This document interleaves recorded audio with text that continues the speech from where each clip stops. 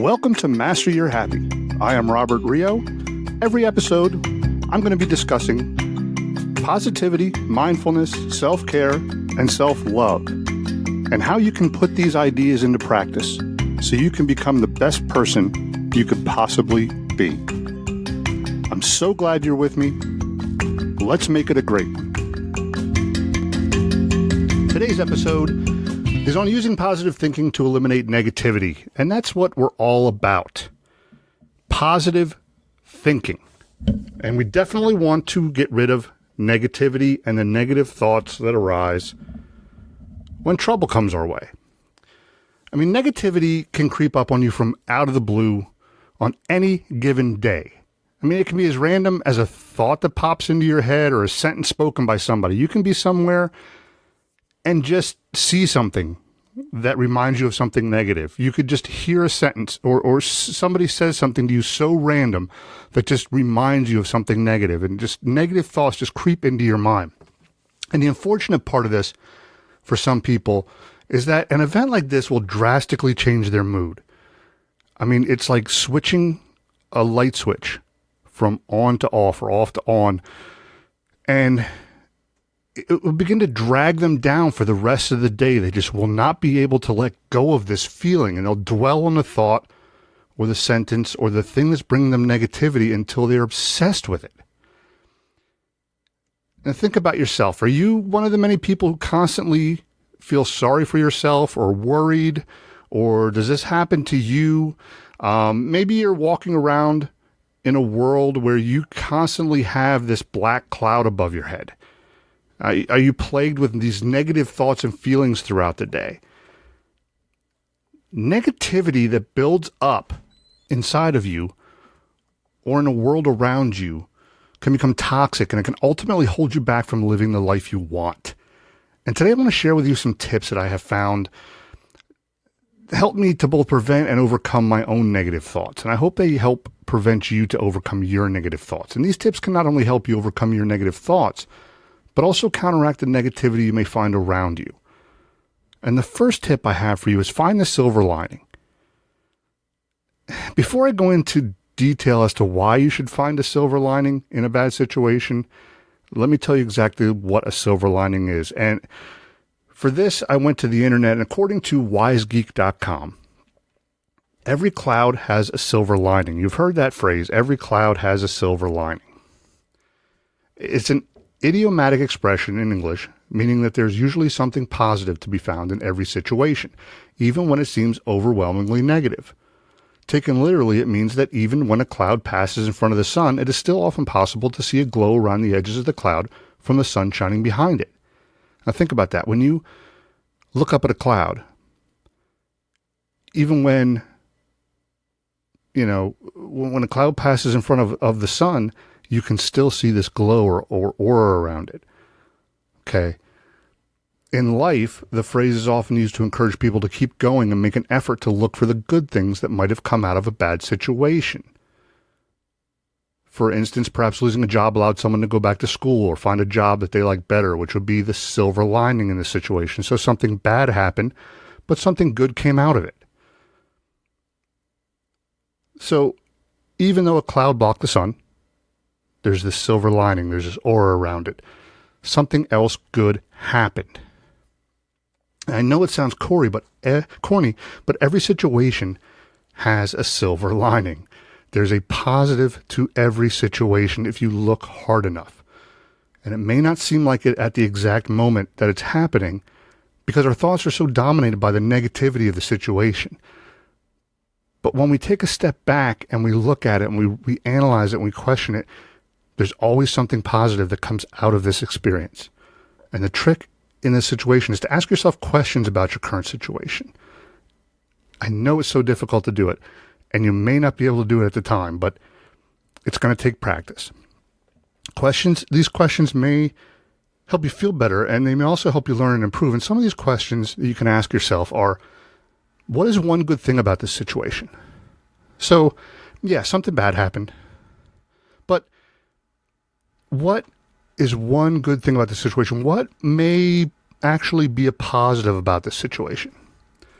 What is one thing I can learn from the situation? okay, this happened. I did this. It happened. It's too late to for it not to have happened. What can I learn so it doesn't happen the next time? What could I have done differently to have a better outcome? Be proactive. It's always, like I said, be proactive. Next time I get in this situation, what could I have done differently, or what can I do differently to have a better outcome? That's where we learn. Self-improvement, people. So ask yourself these questions. Figure out where the silver lining is in your bad situation. The second tip is question the negative thought. You have these negative thoughts that creep into your head. Question those thoughts. Don't be afraid to question those thoughts. Those thoughts may not be reality. Question the thoughts. So if you haven't figured it out by now, defeating negativity involves dealing with a lot of questions. We ask a lot of questions, and we have to. You have to make a number of conscious decisions in times when you're overwhelmed by negative thoughts. You just do. You have to make conscious decisions to become positive, to change your thinking patterns. When a negative thought comes at me and plants itself in my mind, I begin to question it. I ask myself if I should really take this negative thought seriously. I mean, is this a realistic, serious negative thought? Is this thought really as big and as important as it seems? And I usually find the answer to this question is no. If you really break it down, you really take the time to question it, it's usually no. I also find that something else is usually going on at the time that tends to amplify the situation. I mean, I could be tired, I could be hungry, I could be overworked. There's probably plenty of external factors that are just blowing this way out of proportion for me. And it's usually those external factors that make a small negative thought seem so much bigger than it really is. I mean, if I did happen to make a mistake during the day and seem to be dwelling on it, I try to step back and focus on the rest of my life. And that 2% of my life that's been bad, that one bad day or one mistake I made compared to the 98% that tends to be positive is not worth focusing on. If you look at that mathematically, I mean, there's 98% of your life. There's a huge percentage of your life that was positive. And there's a small 2% fraction that's negative. Why are you going to burden yourself with a 2% bad situation? One mistake or one bad day doesn't mean that things are going to be bad for a long time. You have to realize that nobody's perfect and everybody makes mistakes. And life is about learning and improving from every one of our experiences, including our mistakes. Mistakes are essential to life and learning and self-improvement. Life is about learning and improving from every one of our experiences. So choosing optimism and moving forward in these situations helps us not only be in the present, but it helps us in the future. It helps us learn. It helps us get better. It helps us avoid the same mistake in the future and learn new skills. And only by questioning why you're having these thoughts, what's triggering them, and what you could have done differently, can you begin to identify any real type of solution. And again, this won't happen instantly, and it will take practice, but it will be so worth it. Trust me. The next tip is that people aren't paying attention. People nowadays don't pay attention. I used to constantly worry about what other people were thinking about me, and every type of social interaction was turned into some kind of internal struggle with me, wondering if I was saying, doing, or not doing the right thing. And what happened was that I began not doing anything at all. I wouldn't interact or interact very infrequently with other people. I thought that if I didn't put myself in situations where I could be judged, I wouldn't be paralyzed by the fear that people were judging me. And unfortunately, I found that people also judge you when you pretty much fall off the face of the earth. So it was a lose-lose situation for me.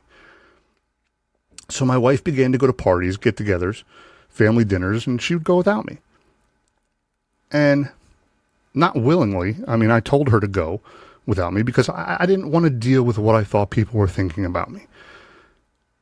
And this just doesn't work well in a relationship. I mean, I love my wife and she's been my greatest supporter. Now I felt like I was letting her down. And my point is that you can't hide away from the world because you're afraid of what people may think or say about you. It will have the exact opposite effect of what you're trying to achieve, which is happiness. All these forms, everybody I've talked to, they're afraid to go out because of what people will say or do or think about them, because they'll be miserable, but yet they're not happy being at home alone either. So don't get stuck in your own head worrying about other people's thoughts or actions. The truth is that people don't have enough time, energy, or attention to think, care, or talk about what you do. People just don't have the attention span anymore. And today's lifestyle demands too much of people's time and energy to care about what you're doing or saying and react to it. And they've already have their hands full with their life, including their jobs, kids, pets, and possibly their own negative thoughts and feelings. And realizing this can be a huge step in freeing yourself from the negative thoughts in your own mind. The thoughts that can sometimes paralyze or prevent you from doing things you love. And I know for a fact that coming to this realization helped me come out of my shell. I'm not as awkward in social situations and have learned to go places with my wife and family without fear of what people may be thinking about me. And it's really a freeing experience. And the next tip is change your environment. People and things you come into contact with in your everyday life have a huge effect on you. And it's up to you what you're going to allow in and what you're going to remove in your life and your environment. Again, this involves asking yourself some questions. Questions. One question you need to ask yourself: what are the top 3 sources of negativity in my life? So really think about this question. These may not seem like huge, influential things. I mean, they could be things like the people you are interacting with, music you're listening to, traffic on the way to work, etc. Small things that are really sources of negativity in your life. The next question is, what can I do to spend less time with these things? If they're negative things in your life, you want to spend less time with them than you do now. You want less negativity in your life. There are normally alternatives to any situation. So if you interact with toxic people, find a way to spend less time or no time at all with them. Try listening to more relaxing music or find a different route to work if your commute is bad. You may not be able to find alternatives to all of your sources of negativity right away, but chipping away at them will help you begin to make progress and move in the right direction. You're not going to solve all your problems in a day or a week or maybe a month, but chip away at them slowly. Find solutions to them slowly. And when you've removed a source of negativity, take the time that you've now freed up and replace it with sources of positivity. I mean, you could spend more time with family and friends, or maybe start a new hobby. And this would be a great time to find your purpose in life, as I discussed in a previous episode. It's a great time to maybe find a hobby, go learn a language, learn to cook, whatever. Find your purpose.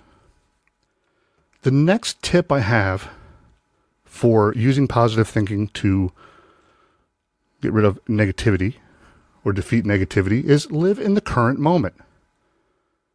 Negative thoughts are often associated with something that already happened or something that may possibly happen in the future.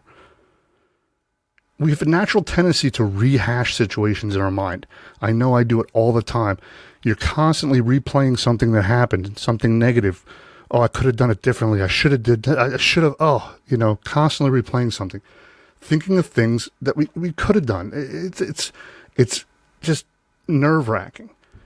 On the flip side, we're also constantly worrying about things that are out of our control. I mean, we can't control what's going to happen in the future, yet we think and worry about it all the time. How many times have you laid in bed and thought about the next day? Something you had to do, something that was going to happen, but you have no control over that the night before. So why are you worrying about it?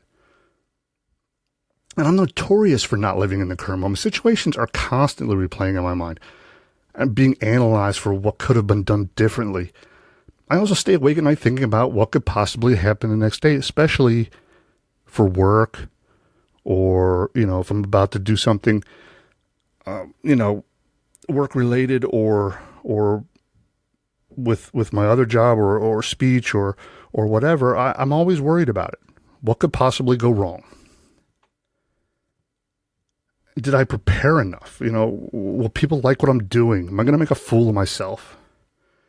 And after years of going through this, I found a few things helpful for snapping me back to the current moment. And I'm hoping you can use a few of these. And the first one is look at the world around you. So when you feel yourself not in the current moment, look at the world around you. Get yourself to stop thinking about the situation for a minute and look around you. Take yourself and your thoughts out of your head and pay attention to the detail of the things around you. Watch the people walking by. Watch the birds flying, trees blowing in the wind, the smells, the sounds. Really get into what's around you, your environment, and pay attention to it. Get out of your own head. Pay attention to what's happening around you in the moment. The second thing is focus on your breathing. Start taking some deeper breaths. These breaths should go in through your nose, out through your mouth. That's how we're always taught. In through your nose, out through your mouth. And pay attention to your breathing and nothing else for a couple of minutes. Just focus on the air going in and out. Current moment. You're doing something right this moment. Focus on it. Exercise. Tell you, if I want to be snapped back to the current moment, all it takes are my dogs jumping on my lap. And if I begin to worry about things outside the current moment, I usually just grab the leash, take one of them for a walk, and allows me to do the other two items on the list as well. I get to look at nature, things around me. I get to breathe, depending on how fast and how far we're going. And, it keeps me in the current moment. And I don't have to worry about things. My dogs tend to do that. And another tip to use positive thinking to defeat negativity is spread positivity. And this is the last one I'm going to talk about, but it's very important. Spread positivity. It's one of the most effective ways to overcome negative thinking. Spread positivity to others. When you bring positivity and optimism to someone else's life, it's a great way to begin to feel positive and optimistic yourself. I mean, there's so many ways you can do this, but a few simple ways are help others. And by this, I mean, everyone needs help with something. It could be as simple as holding the door for someone, helping to plan a party, helping someone move. Just be a good person to somebody. Be there. If you have people there for you, then you know how important it is when someone simply listens to what you have to say. Be the person that someone can talk to, vent to, or cry to if they need to. Just be there. You don't have to offer an opinion. Just be there for them to talk to. Be kind. And this seems like common sense, but so many people have trouble with it. During your day, there's so many chances to give compliments. Say hello. Let that driver over into your lane. Just be kind to people in general. It's just common courtesy, common respect. It's just be kind to other people. It's the golden rule. Treat others like you want to be treated. So those are my tips for how to use positivity to defeat negative thinking. And really, positivity is contagious. I mean, if you practice it every day, it becomes easier and easier. And with positivity, you're going to defeat your negative thoughts. And it starts really with building your toolkit with the right tools. And I mean, there's a right tool for every job. And I hope that I gave you maybe your first couple tools to do the job right. So once again, I'm Robert from Master Your Happy. Remember that I love you. Have a good day. Spread the positivity. Can't believe we made it to the end of another great episode of Master Your Happy. Thank you so much for listening to the entire episode. Again, I am Robert Rio. Definitely check us out on all social media platforms at Master Your Happy. Visit our Facebook group, Master Your Happy, and our webpage, masteryourhappy.com. Check out everything that's new. Check out all of our articles, all of the podcast episodes, and catch up with us online.